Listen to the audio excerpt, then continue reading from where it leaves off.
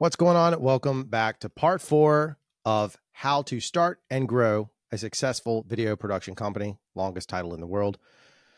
In this episode, well, we're going to talk about the most important thing, the most important lesson I've learned over the years. And I'm going to tell you how I made $1 million in contracts in just 6 months by failing. Yep. Today's about failure. This episode's about failure and its importance.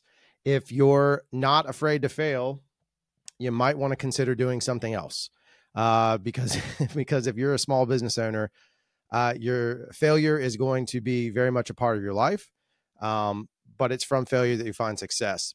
So there are, obviously I have my notes over here. So if you see me look away, that's what I'm doing. There are a multitude of things that will go your way, but there's also a multitude of things that are going to go not your way, the very wrong way, the most annoying way possible.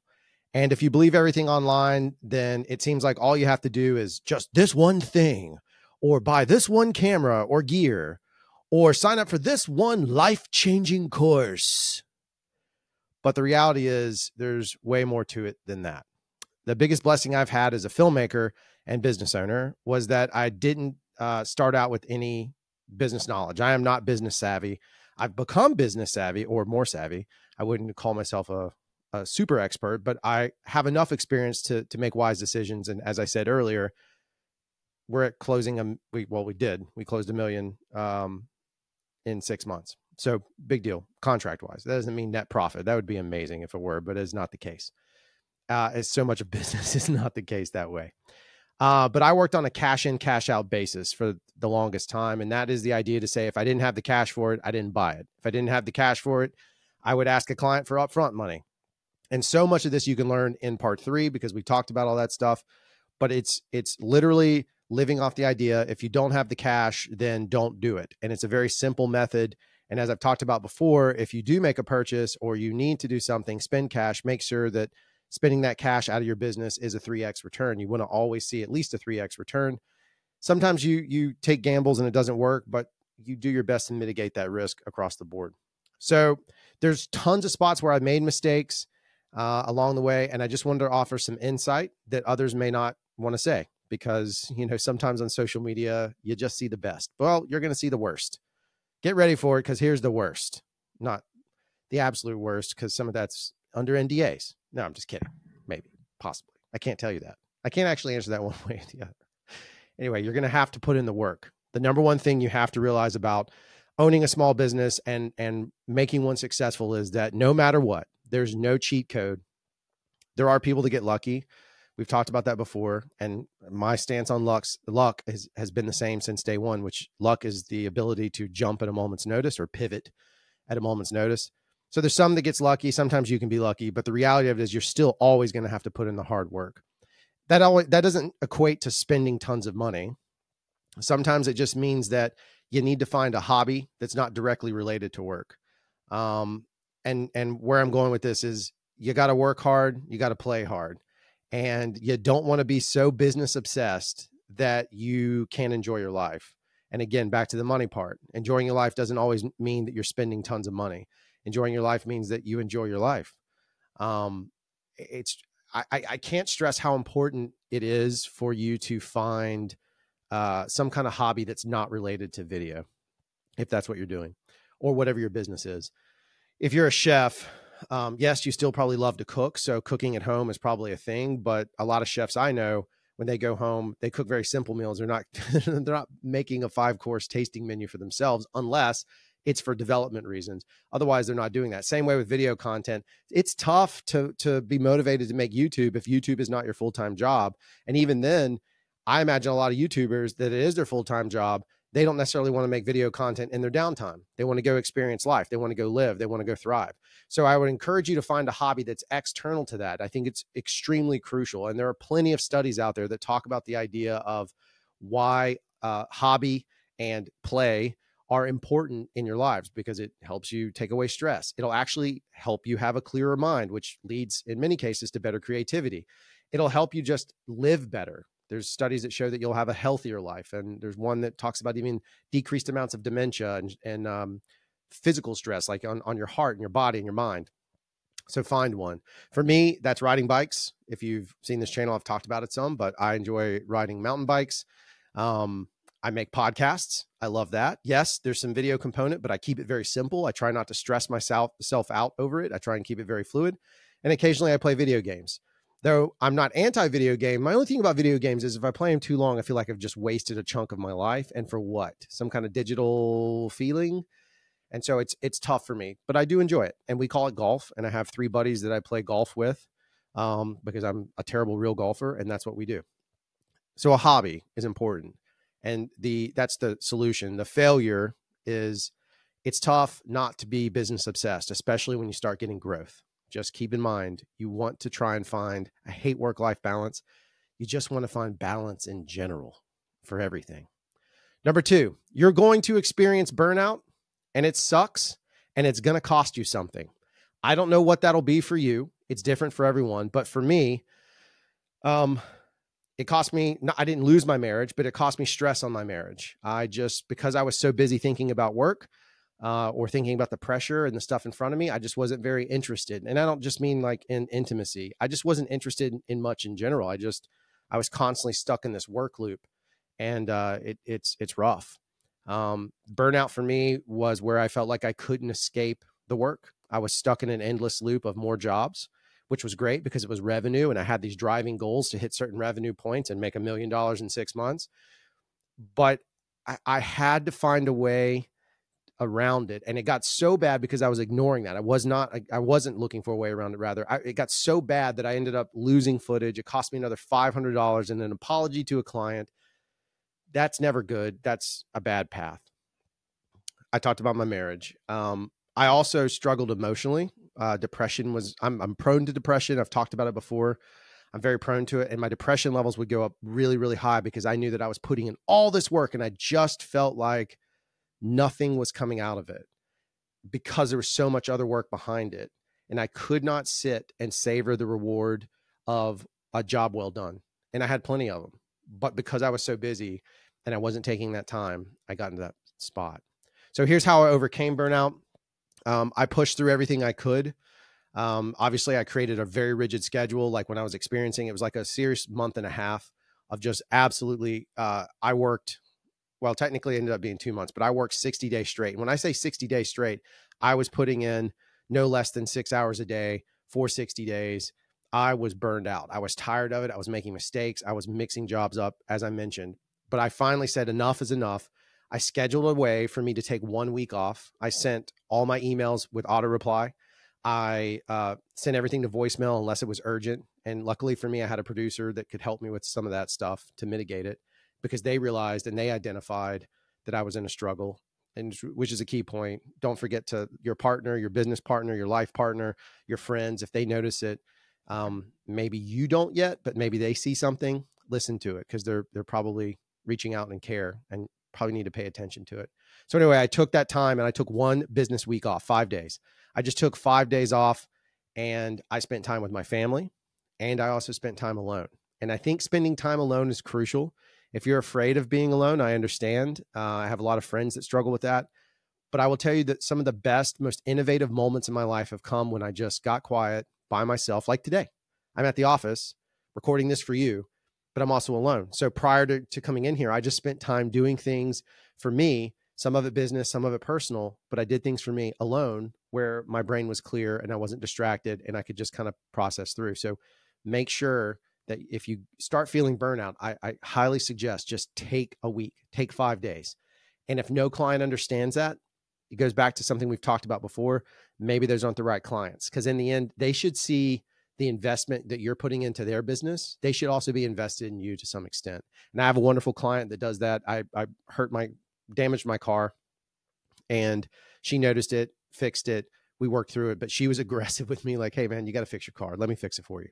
Because she knew I wouldn't do it otherwise. Cause I get so busy. It wasn't like debilitating my vehicle. I could still drive, but she fixed it and it took all of 30 minutes. I was kind of shocked, but just her putting in that effort helped me out. So again, take the time, step away from it, walk away, give yourself that week. If you're experiencing burnout now, another thing, pro tip, I did find a small business therapist, one that focuses on small business and creativity. I would put his name out, but I don't know if he's taking on any more clients, but I highly suggest it is a great relationship. We talk about business stuff. I talk about creative things, and he has truly helped me get through some creative challenges, but also we talk about life stuff because it all integrates together. Anyone that says they can compartmentalize it, I can to an extent, but I can't totally do that. So just consider maybe a therapist. If you are struggling with burnout, please reach out and talk to someone. Hell, you can talk to me. If you want to send me a message, I'll chat with you as much as I can. Number 3, people are going to fail you, and they're going to fail you so hard. It's going to hurt. It's going to hurt. I'll talk about this in a second, but it hurts a good bit, and it's going to be close people that fail you. It could be freelancers or vendors that you have. It could even be employees. They're going to fail you. And as I said, it's going to hurt. And the hardest thing about people failing you is that if you've put a bunch of time into them, if you've invested a lot of mental and maybe even cash resources into someone, and then they fail you, it's not just like they forgot to do something. We had an incident recently where somebody forgot to book hair and makeup on a shoot where we always have hair and makeup. That's a failure, but that's not the debilitating part. It's frustrating, and it cost me energy and time and money to fix that problem, and embarrassment also in front of the client. But you're going to face those. But if they stack up, that level of failure will get to a point where it really does force you into a position to be so uncomfortable. You have to make a decision, and those aren't fun. So just be prepared for it. Someone is going to fail you. One of the things that I struggle with on a daily basis is that I invested a lot of time and money and creative energy and focus into someone who worked for me, and then they left. And when they left, they opened a competing business.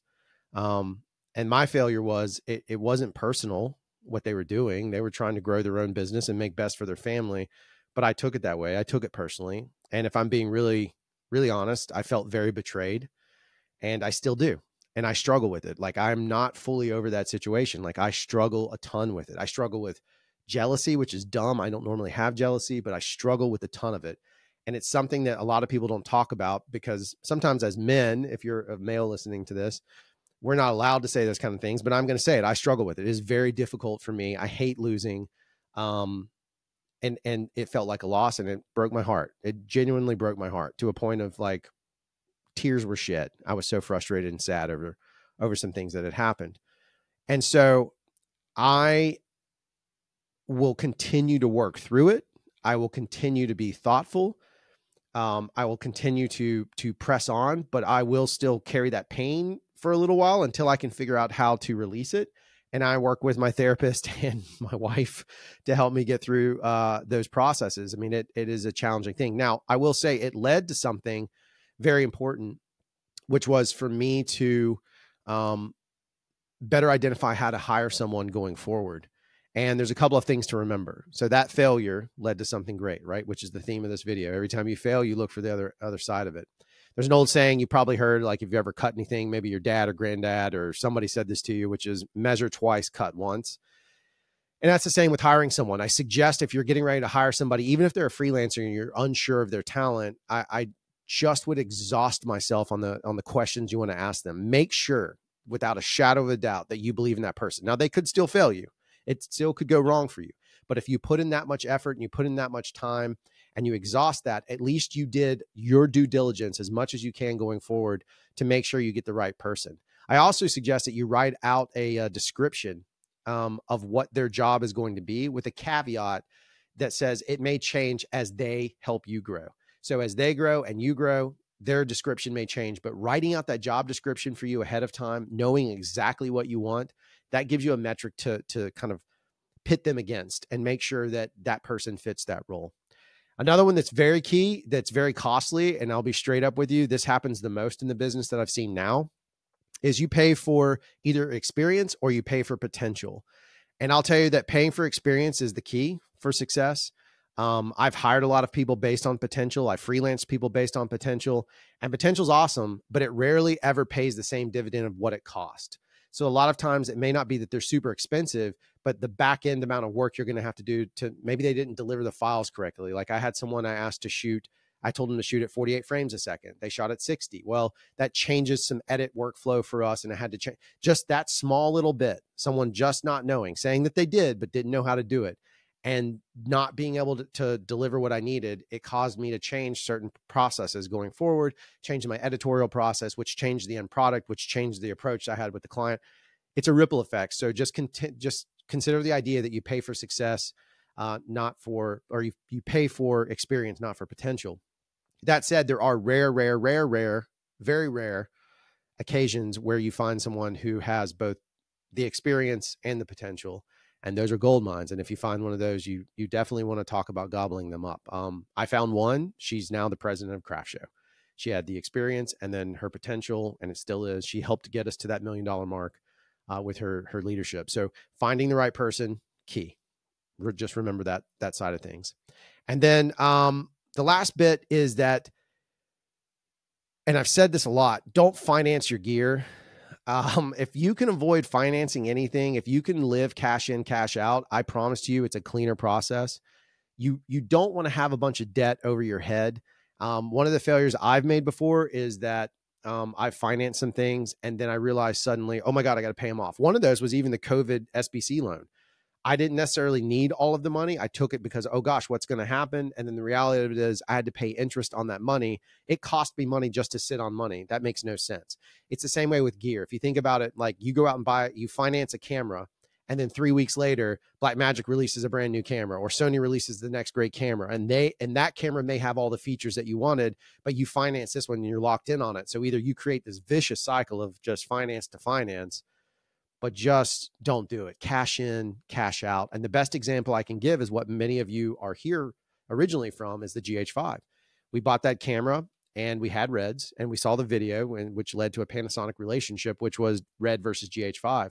But the reality of it was we made more money with the GH5 projects than we did the Red projects. Now, why is that? Not because we charged more or less. It's simply because the GH5 gave us more accessibility. We had more opportunity to go out and get a variety of different types of shoots. I needed less crew to perform it. I needed less post-production to edit it. Overall, and it ended up being a better product for us to grow our business than having this big fancy rig that required, a day of prep and a bunch of other gear to go along with it. Meanwhile, I could take the GH5 and have that camera up and ready in, 20 minutes max. At some point we got even faster than that. So just consider that idea. If you're not familiar with that and you want to talk about, I need to buy a new camera, just consider the idea of what we talked about in part 3 with the budget. Make sure you put a little kit fee in there. So every job you're doing, you're putting money towards your next camera if you've already paid for it cash wise, or if you paid the cash out, use that to recoup the cash that you paid out, right? So you're basically loaning it to yourself. So think of it in those terms. But best you can avoid financing any equipment unless you absolutely have to. But even then, I'm just telling you, your best bet is to figure out how you can do it with cash in, cash out first. It's painful and it's a hard journey. But if you can do that, you will be so much more financially sound when you go into the next phase of really just accelerating your business and pushing it forward. As I mentioned, this entire episode is about failure, right? Failure is extremely important.